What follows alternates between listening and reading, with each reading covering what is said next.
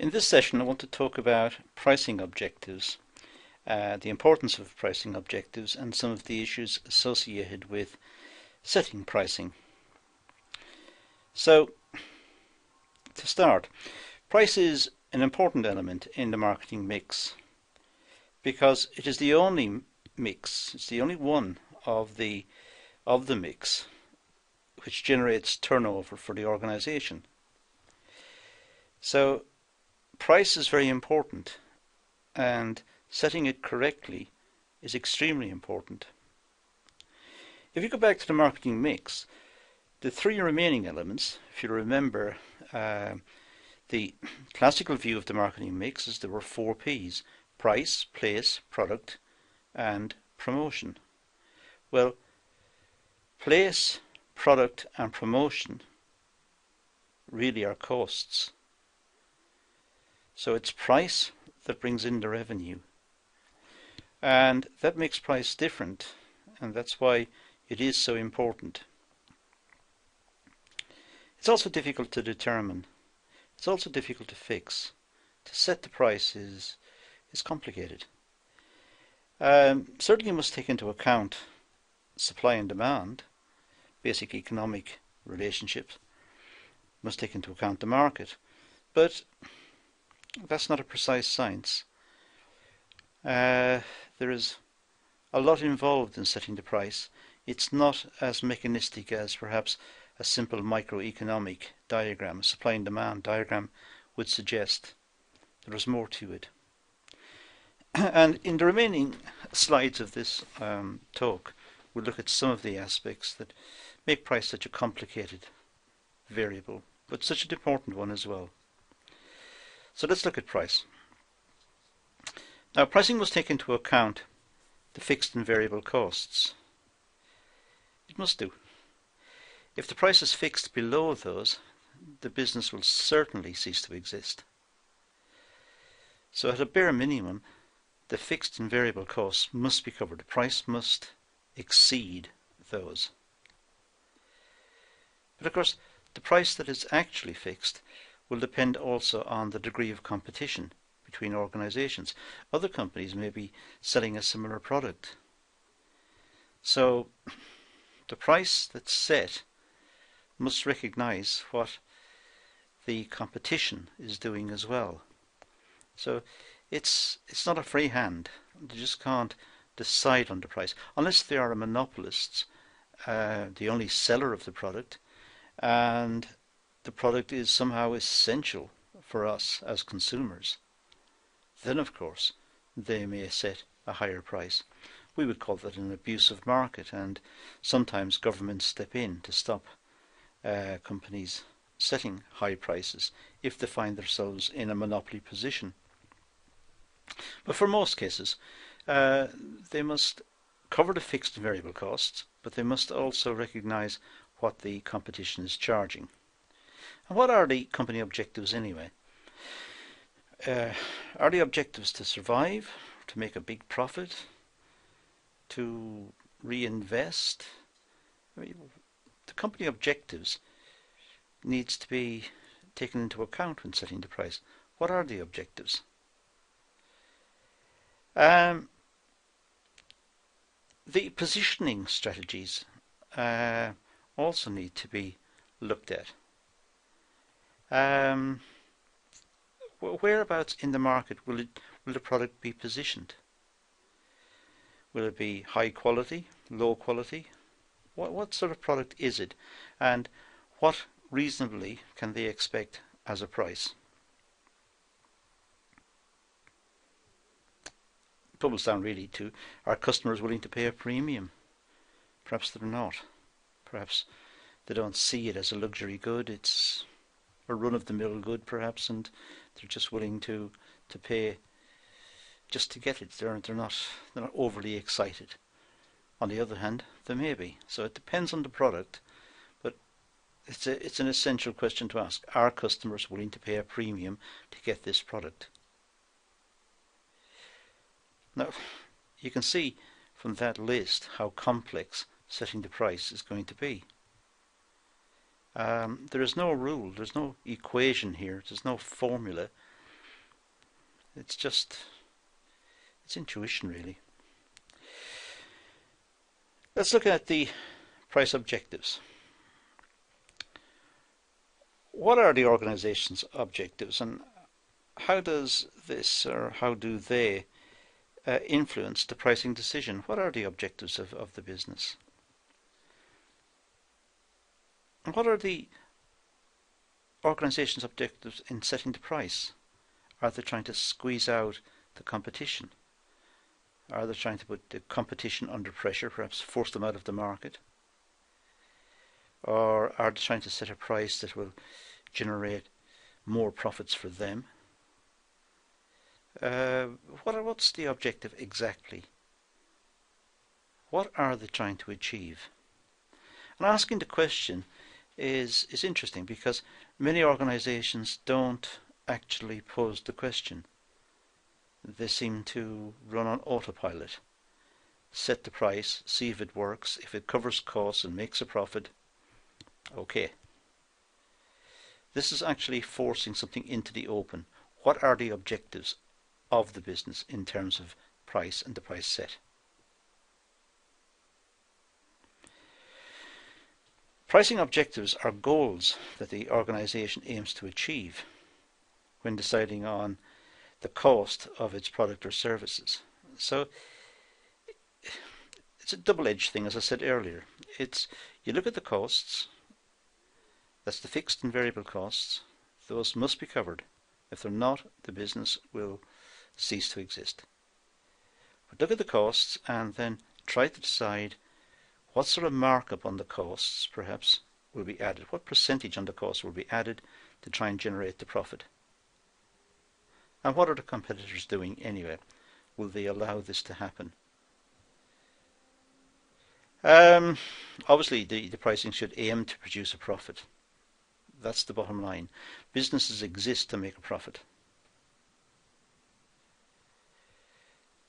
Let's continue with this one and have a look at some more.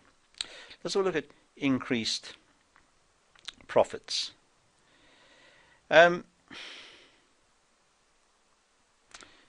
In economic theory, they often talk about maximize current profit, or maximum profit, or maximize profits and minimize costs, and so on. The information is really not available to the business person to maximize anything. They can't possibly know the market. They don't know the market. Even with very good market research, it's still hit and miss. So I wouldn't say they aim to maximize anything. They aim to make a good profit, one that they're happy with. But maximizing is a nice model in economics. It's an interesting model in economics because it marks off the extreme. It talks about the maximum profit a business can make under certain conditions. But in practice, it's more than likely the case that the business person will try to get some level of profit which he or she are happy with. So have to look at the revenue and the costs to see how will revenue change as output expands, and how much will cost change as output expands. It may not be simple linear relationships. It may be that costs change quite radically as output expands. It's not, you can't assume that it's going to be nice straight lines and that revenue will perhaps increase as output increases and costs will, just the variable cost will increase. Maybe there will be times when an extra machine is required or a new factory is required, and that would be significant. A significant increase in costs.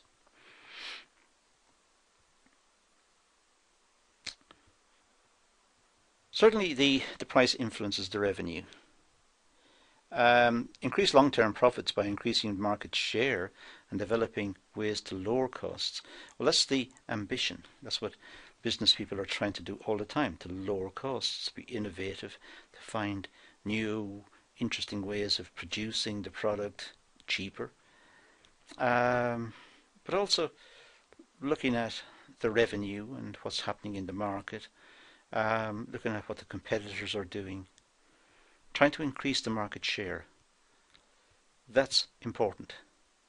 And you can increase the market share by increasing the branding on the product, try to brand it or position it in terms of quality, the perception of quality, try to position it so that consumers want this. The label and the packaging suggests a superior product. These are all possibilities. Essentially, what they must do is just simply look at the relationship between pricing and revenue and recognize all the other parts I've just been mentioning.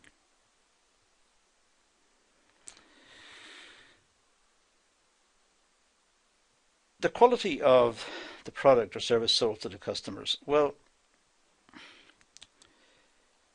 if the quality is seen as good, then the number sold will increase. If the quality is seen as good, the quantity will increase if the perception of the quality is good. So if the quantity increases, and let's say the price is fixed, then the revenue would increase, because revenue is just price times quantity. So there is a relationship between the quantity sold and the revenue. There's a relationship between the price and the revenue. There's also a relationship between the quantity sold and the quality of the good, and the perception and the positioning of the good, as we mentioned earlier. And there must therefore be a push on the part of the business community to generally to reduce costs. So it's in the mind of virtually every business person, every successful business person, to try and find ways to reduce costs. Because by reducing costs, profits will increase. We're back to this maximize profit again. The aim is to increase unit profit margins. The information is usually not available for the business person to work out how much profit is made on each unit. It's some sort of average figure that's normally produced. But the aim is certainly to try and produce a profit on each unit if possible. It's worth at this stage to remember that there are break-even implications here as well, and it might be worth, it's a different module, but having a look at some of the material on break-even analysis. Quantities may be low for profits to be, for profit margins to be high, because when quantities are low, the price will be high.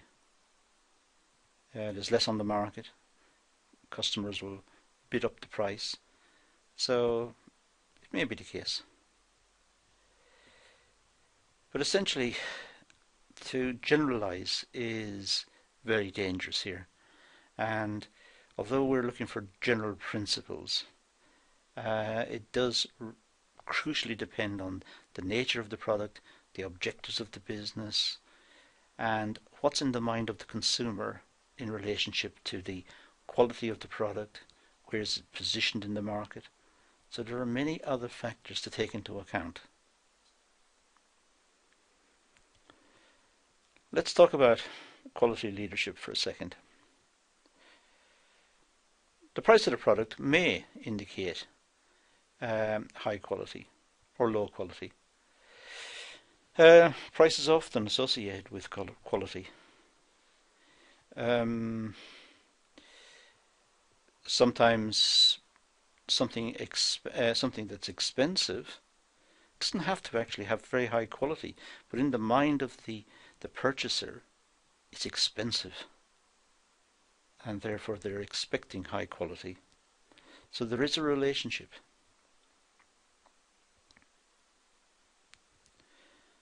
And it may be possible for companies to position their product in the market in terms of quality and therefore hope to command a higher price. It's also the case, of course, that they need to recover their costs. It needs to look at other sources of revenue. That may be a way of doing it. By this I mean here to sell essentially the same product in different markets, which is known as price discrimination. But it may be possible for some to be able to sell in one market at one price and in a different market at a different price, which brings in a different source of revenue. It comes from a different area. There are conditions for this to happen, and they're dealt with in economics. And I don't propose to get into them here, but you may look up online what are the conditions for price discrimination, which would be useful in the context of this discussion. But cost recovery is something that the business people are certainly trying to do, because that is the minimum. So setting the price to recover costs, that's essential. It's also essential for the long-term survival of the business to cover the costs and produce a profit. There is no point in staying in business if they are just covering costs. You may as well close the business down. So there must be incentive to keep the business running, and the incentive to keep it running are profits. So getting the pricing right to generate sufficient profit to keep the business running is important. Which really takes us to this idea of survival. The aim is to keep market share. The aim is to maintain the market share. So set a price and generate the impression or the position of quality in the market. Set the price and aim at least to keep market share. That is important. And keeping market share is extremely important if the market starts to contract. Because losing market share at a time when the market is contracting is a disaster. It's a double-edged disaster. Losing market share, so selling a smaller proportion of the market, and the market itself is declining, that would be very bad for the organization, to say the least. The initiative is to set prices to cover costs. We've already talked about that. Sometimes when adverse conditions arise, there might be some temporary solutions. For example, having a sale, setting the price low, trying to generate interest in the product, or having some sort of promotion to try and generate interest in the product. Temporary, because it's at the cost of profits themselves, but it may be a way of promoting its market share, but a temporary solution. The status quo, well, what is standing still? What does it mean? Try to maintain the stable profit by adopting a standard price. Don't change the price often, it can alienate the consumers. Constant changes in prices alienate consumers. Don't make the pricing system complex. Don't have a whole range of discounts which are complicated to work out. Don't have a range of pricing structures. Keep it simple. So the status quo, try to keep market share through adopting a standard price, a standard straightforward price, and try to avoid price wars. The competitors don't stand idly by when a different strategy is being ironed out. If the company decides to lower its price, the other companies may lower their prices as well. This is just destructive right across the sector. Everybody's losing. In fact, there may be a price war. The other companies may then cut their price even further and further again until nobody is left. So avoiding a price war is essential. So setting the price and not changing it frequently or changing it with care is absolutely essential. Okay, so in this session we've talked about the more practical issues associated with pricing. This is a long way from the very simple view of, let's say, supply and demand, but it's a very important topic. Price is important because it generates revenue, whereas the other three P's, the place, product and promotion, are costs. So price enjoys a special status. And that's really all I want to say in this session. So thank you for watching.